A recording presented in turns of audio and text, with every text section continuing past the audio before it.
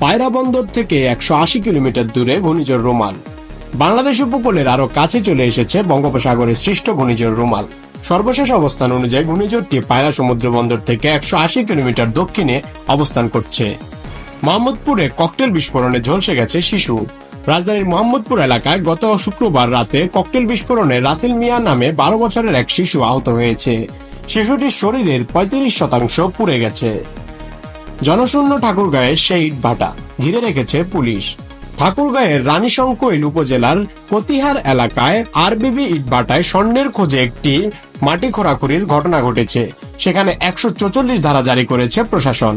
গতকাল শনিবার রাতে রানীশংকৈল উপজেলার নির্বাহী কর্মকর্তা ইউএনও মোহাম্মদ রকিবুল হাসান এক বিজ্ঞপ্তিতে 144 ধারা জারি করেন। পরবর্তী নির্দেশ না দেওয়া পর্যন্ত সেখানে 144 ধারা জারি থাকবে বলে বিজ্ঞপ্তিতে জানানো হয়। সাবেক আইজিপি বেনজিরের আরো সম্পত্তি ক্রোকের নির্দেশ। সাবেক আইজিপি বেনজির আহমেদের আরো সম্পত্তি ক্রোকের নির্দেশ দিয়েছে আদালত। দুদকের আবেদনের পরিপ্রেক্ষিতে আদালতে আদেশ দেন।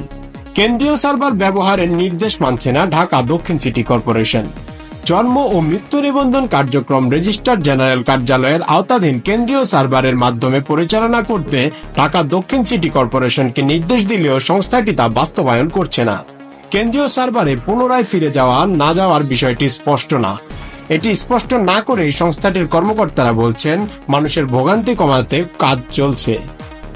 গাজার যুদ্ধবিরতি আলোচনা শিগগির আবার শুরু হতে পারে। যুদ্ধবিরতির আলোচনা শিগগির আবার শুরু হওয়ার সম্ভাবনা গতকাল শনিবার বাড়ার মধ্যেই গাজায় নতুন করে হামলা চালিয়েছে ইসরায়েল। এই হামলায় 40 জনের বেশি ফিলিস্তিনি নিহত হয়েছে। ফিলিস্তিনি চিকিৎসকরা এই তথ্য নিশ্চিত করেছেন।